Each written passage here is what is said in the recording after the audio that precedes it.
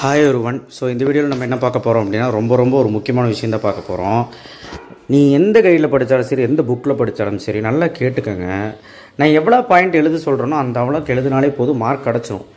இப்போது எக்ஸாம்பிளுக்கு நான் வந்து சொல்கிற கொஷின்ஸ் எல்லாம் கவனிங்க. 5 மார்க்ஸில் பெரிய கொஷின், காந்தி மாஸ் லீடர் அந்த மாதிரி கொஷின்ஸ் கூட எப்படி எழுதணும்னு சொல்கிறேன். ஸோ எவ்வளோ பாயிண்ட்ஸ் எழுதுனா 5 மார்க் தருவாங்க, எவ்வளோ பாயிண்ட்ஸ் எழுதுனா 8 மார்க் தருவாங்க, நிறைய பேர் பயந்துட்டு இருக்கீங்க. நான் சொல்கிறத கேளுங்க. இங்கிலீஷ் கிடையாது, சோசியல் கண்டென்ட் இருந்தால் மார்க்கு தான். ஸோ அதனால் தயவுசெய்து நான் சொல்கிறது கேட்டு கைட்லேயே நீங்கள் ரெடக்ட் பண்ணி படிச்சுக்கலாம். கஸ்டமர் கொஸ்டின் கூட நீங்கள் வந்து 5 பாயிண்ட் படித்தா போதும். என் பசங்களும் அப்படி தான் படித்து மார்க் எடுத்தாங்க.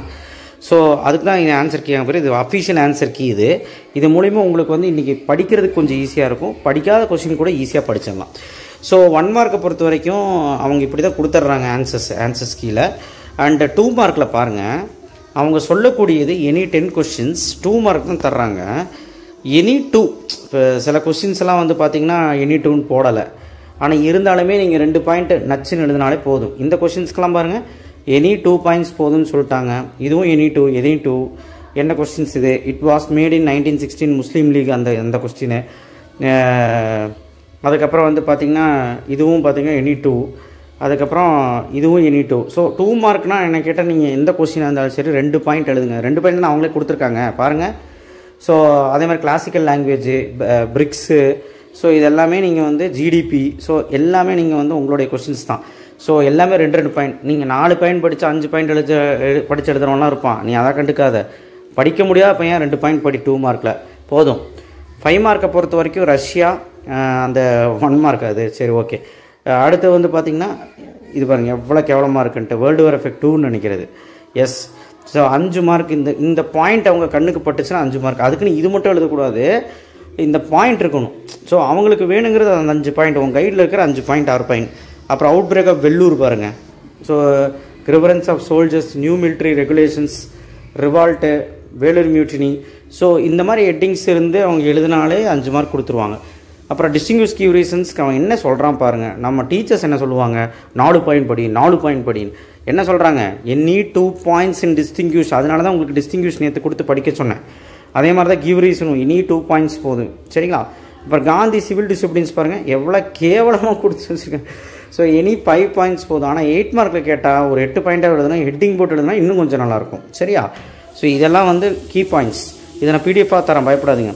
சவுத் வெஸ்ட் மான்சூன் பாருங்கள் எப்படி இருக்குன்ட்டு. ஸோ அரேபியன் சீல 2 point, bay of Bengal 2 point, south west மான்சூனில் 3 பாயிண்ட். இப்படி படித்தா போதும். அதே மாதிரி சாயில்ஸில் பாருங்கள், கேரக்டரிஸ்டிக்ஸில் ஏதோ ஒரு கேரக்டரிஸ்டிக்ஸ் அண்ட் டிஸ்ட்ரிபியூஷன் மட்டும்தான் அவங்க மெயினாக எழுதியிருக்காங்க, சாயில்ஸோட டைப்ஸு. ஸோ கேரக்டரிஸ்டிக்ஸில் ஏதோ ஒன்று போதுங்க. அடுத்து ரோட்வே, இது வந்து 8 மார்க்கில் கேட்டிருந்தாங்க. ரோட்வே, ஸோ கிளாசிஃபை ரோட்வே அடிக்கடி ரிப்பீட்டுங்க. ரோட்வே வந்து பார்த்திங்கன்னா உங்களுக்கு ஃபஸ்ட்டு ரோட்வேயோட இன்ட்ரொடக்ஷனு, அப்புறம் இவ்வளோ ரோட்வே இருக்குது. ஸோ நீங்கள் வந்து இவ்வளோவும் எக்ஸ்ப்ளனேஷன் கொடுக்கணும் அவசியம் இல்லை. ஸோ ஏதோ ஒரு 5 point 5 mark. Constitution any 5 points. Prime minister rights and duties any 5 points. Public distribution system any 5 points. Multinational corporation எம்என்சிக்கு எனி 5 பாயிண்ட்ஸ். அதுக்கப்புறம் டைம்லைன் எனி 5 அவங்களே சொல்லிட்டாங்க. அதுக்கப்புறம் வந்து பார்த்திங்கன்னா இது அந்த ஊர் மேப்புக்கு கொஸ்டின் நம்பர் எழுதியிருக்காங்க. ஸோ 42 பிளாட்டூஸ் அப்படின்னு கேட்டாங்க.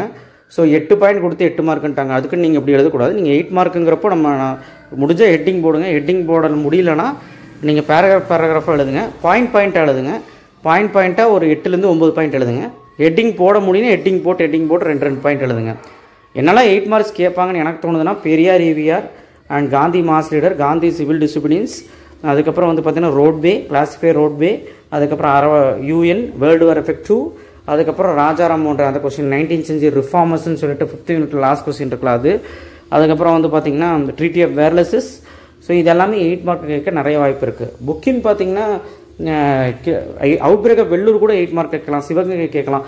ஸோ புக்கினில் வந்து பார்த்திங்கன்னா ஹோம் ரூல் மூமெண்ட் அந்த 2 மார்க்கில் இருக்குது. Khilafat movement, non cooperation movement புக்கின்னு. ஸோ இதெல்லாமே நீங்கள் வந்து புக்கினில் நல்லா பார்த்துக்கோங்க. Failure of first world war சும்மா பார்த்துக்கோங்க. ஸோ இதெல்லாம் புக்கின் கொஸ்டின்ஸ்.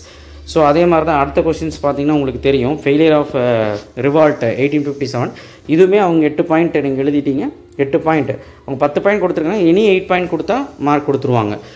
சரியா? இப்போ வீக் ஸ்டூடெண்ட்டுக்கு இப்போ ஒரு ரிலீவ் ஆகிருக்கும். நீங்கள் வந்து ஒரு இப்போ கஷ்டமான கொஸ்டினாக இருந்தாலும் நீ வந்து பெரிய கொஸ்டின் ஹெட்டிங் போட்டு இருக்குன்னா எல்லாத்துலேயுமே 2 பாயிண்ட் 3 பாயிண்ட்டு ஒரே முட்டை ஒரு பேராகிராஃப் மாதிரி கொடுத்துருந்தாங்கன்னா நீயே ஒரு 5 பாயிண்ட் செலக்ட் பண்ணிக்க போதும். சரியா? அப்புறம் இடத்துக்கு வந்து இந்த மாதிரி நீங்கள் மார்க் பண்ணாலே போதும், வேறு எதுவும் பெருசாக தேவையில்லை. சரிங்களா? தமிழ்நாடு மேப்பும் மார்க் பண்ணியிருக்காங்க. ஸோ அவ்வளோதாங்க. This is the answer key, official answer key, government answer key. அவங்களே இப்படி தான் எழுதணும்னு சொல்லிட்டாங்க. ஸோ இப்படி எழுதினாலே போதும். சரிங்களா? நீங்கள் அதிகமாக படித்து இது பண்ணணுன்னு அவசியம் இல்லை. சரிங்களா? ஸோ அதனால் இன்றைக்கி நான் சொல்கிற கொஸ்டின்ஸ் எல்லாம் நல்லபடியாக படிச்சுக்கோங்க. ஈஸியாகவே மார்க் ஸ்கோர் பண்ணிடலாம். தயவு செய்து இதை நம்புங்க. இந்த பிடிஎஃப் நான் தர்றேன். இந்த கொஸ்டின் மட்டும் படிச்சுட்டு போயிடாத. 2 மார்க்னா 2 பாயிண்ட்டு, 5 மார்க்னா 5 பாயிண்ட்டு, 8 மார்க்னா 8 பாயிண்ட்டு, பேராகிராஃபாக இருந்து நாங்கள் ஹெட்டிங்காக இருந்தோன்னா ஒரு ஹெட்டிங் போட்டு 2-3 பாயிண்ட்டு. ஏன்னா காந்தியெல்லாம் ஹெட்டிங் போட்டு தான் வரும் கைடில். ஸோ நீங்கள் வந்து பிடிச்ச பாயிண்ட் உன்னால் மெமரைஸ் பண்ண முடிய ஒரு பாயிண்ட், மெமரைஸ் பண்ணக்கூடாது, பட் இருந்தாலும் 10th கேட்டகரியில் தானே பண்ணுவீங்க. ஸோ அதனால் மெமரைஸ் பண்ண முடிஞ்ச பாயிண்ட் மட்டும் படி. ஸோ ஈஸிங்க. இதை தெரியாமல் சோஷியல் நிறைய பேர் படிச்சுக்கிட்டு இருக்காங்க. தேங்க்யூ.